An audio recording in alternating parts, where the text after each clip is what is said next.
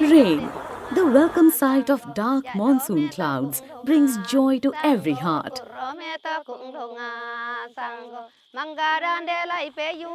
In the Indian subcontinent, rains are essential for a successful agricultural season.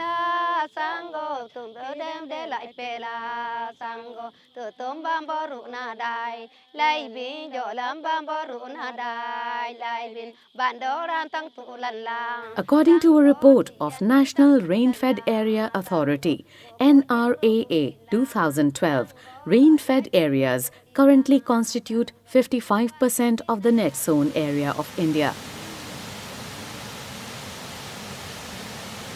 Irrigation and the management of water resources thus assumes significance in ascertaining not only the value of agricultural land but also the crops that can be cultivated. Depending on the type of land and rainfall pattern, communities across the country have developed their own means of conserving water and regulating its use.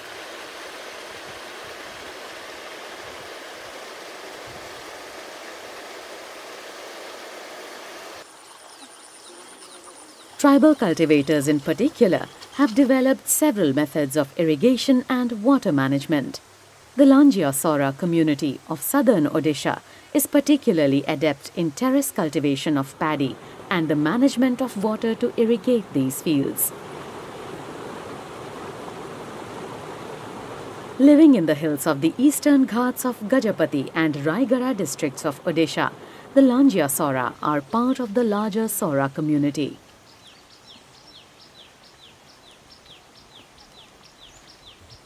While in the past, the community relied on shifting and terrace cultivation, today, lowland cultivation and horticulture, particularly cashew plantation, is also done.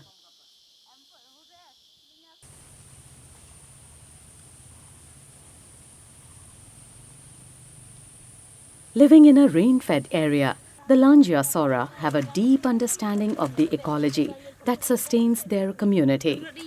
Irrigation is limited in scale, with embankments being constructed and small streams diverted to small man-made reservoirs. Junanga ira chinden alen sibran asit. Sibran dajingan talen situbi dichin entai saban alen guru saran kanat deti gamangamle sibran atiki yantam kani saron lengkali sering den kanati gusar nayaman deti gamangamle kana saroba sri kana saroba dan apa yanggam yirte ola dan apangte ola dan yire tinati kiren kana saroba berilen kana saroba berici kana saroba berilen kana berici kunam berijan dan apa le ola boban sri ngalen gusar nagutai do angat gusar nagutai atiki yirai chinden kani oktober anga yirai chinden tisar gajan deti do november yirai chinden anta atiki alen bagang gaisaran gagaran deti gagaran atiki tindo kani november anga ya ani garan deti november december yirai chinden ani lenden alle tindo sabbing gagaran atiki raptan nan deti do purban juju lenji jana kan sarobana subja lenji bagso yagso minima purban na kana rengan tumar re saroban subja leji sirwanto paduri tumaran re aber solang gamle onsir renji kunumbri purban juju lenji baran la ira isring kan nami jang alen kanam burjanna kana gusaran pasaran ole tisran en goi sora marna paran ale kambaral. To the Lanjia Saora, there are several types of land. The swidden plots, paddy lands, foothill plains, and kitchen gardens.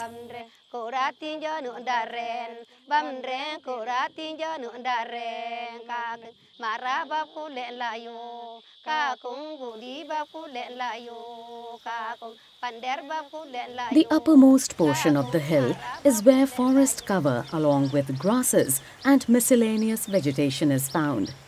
Below this, swidden plots are prepared by clearing the forest on a hillside.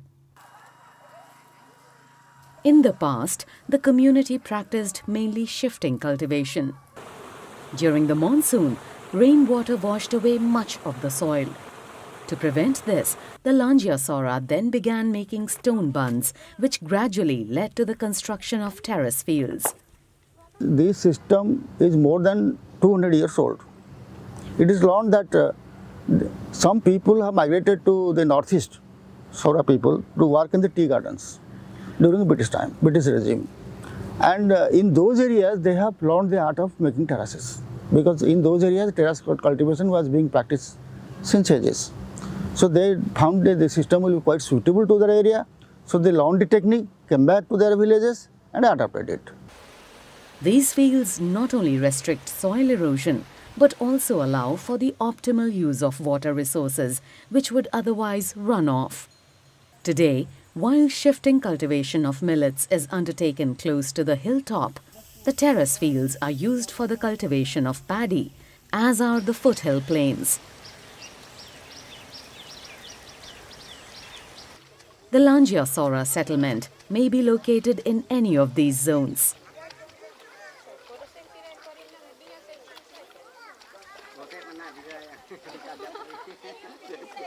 Soil is classified based on its location and characteristics.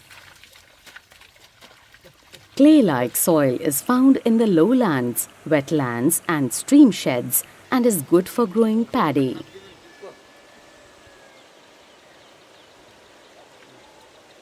Sandy, loamy soil is found in riverbanks, foothill plains and terrace fields and can support any kind of crop. Lateritic soil is found on the hills and is of poor quality, able to only support millets and oil seeds. Similarly, water is also of different types. During the rainy season, water running down from the hill slopes washes away the nutrients from the topsoil and must thus be arrested within the terraces, as it will help in crop growth. Water flowing through natural courses like streams is not nutrient-rich and thus can be channelized through the terraces without disturbing its natural course.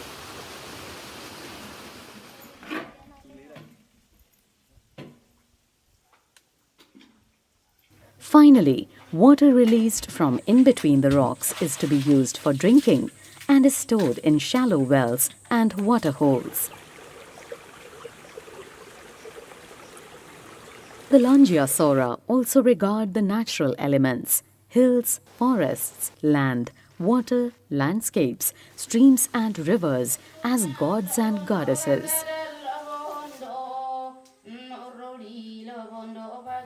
The community's rituals, which follow their agricultural calendar, demonstrate these beliefs.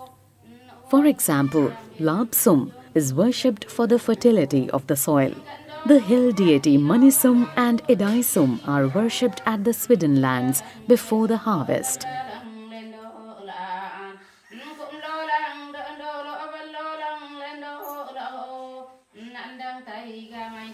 Also, offerings may be made to Jadasum, the water deity, to protect the health of children who will bathe in the chilly waters of the hill streams.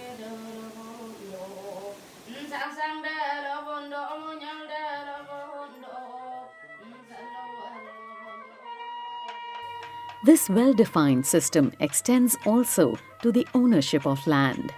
Natural resources such as common lands, forests, streams and uncultivated lands are the property of the entire community. The village head distributes the land among the Birinda or the extended families of the village. It is then divided internally among families. Every family is given land based on their ability to cultivate it. At the same time, if they fail to do so, the village council may reallocate the land to another. This system ensures that the land is cultivated, and if not so, it is still maintained so that adjoining lands benefit from the continued ecologic balance and remain cultivable.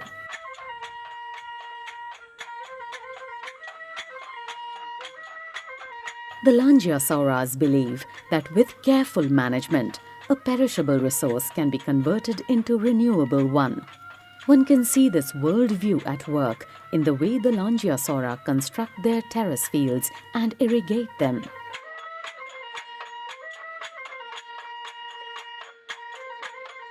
To begin with, the high slopes are never slashed. Instead, the natural vegetation is preserved, or tree crops like cashew and mango are grown. This vegetation helps break the velocity of water running down the hill slope during heavy rains and prevents soil erosion. The contour terraces are constructed using stone bunds. The foundation stones of the bund are placed 6 inches within the soil for stability. This helps the bund withstand the velocity of runoff water. The foundation stones are chosen to be angular so that they mesh well into one another and do not roll. The rocks used for this purpose are never excavated from within the soil to maintain the stability of the hill face.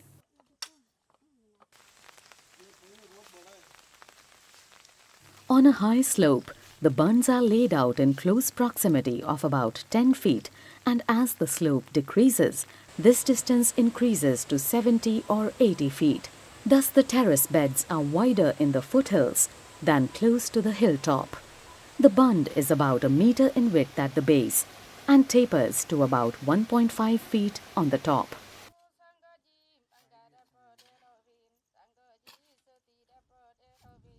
This construction is carried out without the use of masonry tools to measure and straighten the bunds.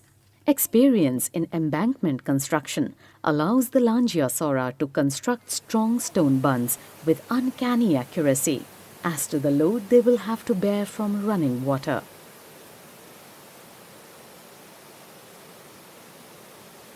The construction of the terraces is so skillfully done that no soil is carried down with water. Channels control the flow of water from one terrace to another.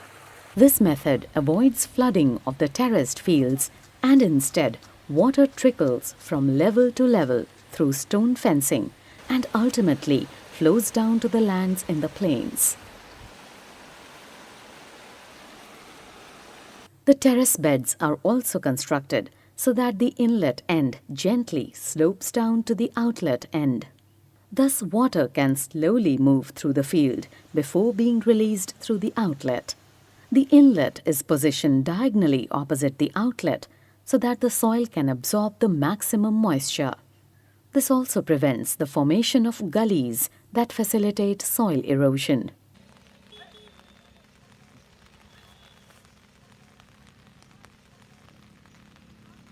Another interesting aspect of terrace cultivation by the Lanjia Saora is their practice of ploughing across and not along the slope of the hillside. This is done to prevent runoff water making channels inside the field along plough marks and loosening the soil.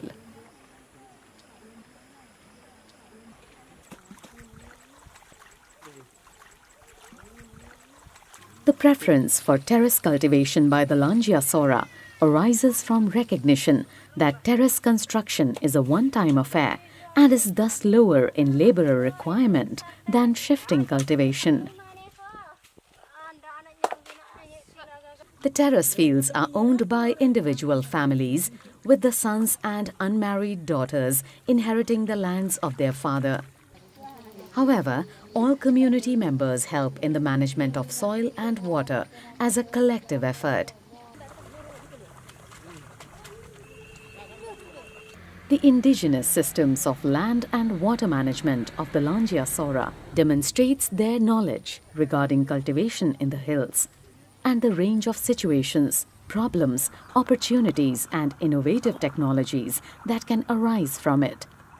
And interestingly, within these 200 years, no drought or crop failure has taken place in the terrace cultivation areas.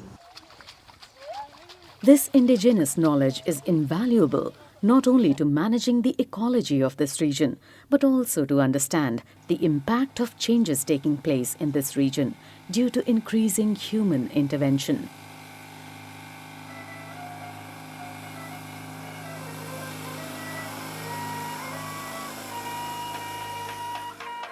The practices of the Lanjia Saora offer opportunities to other hill communities to learn and enhance their capabilities.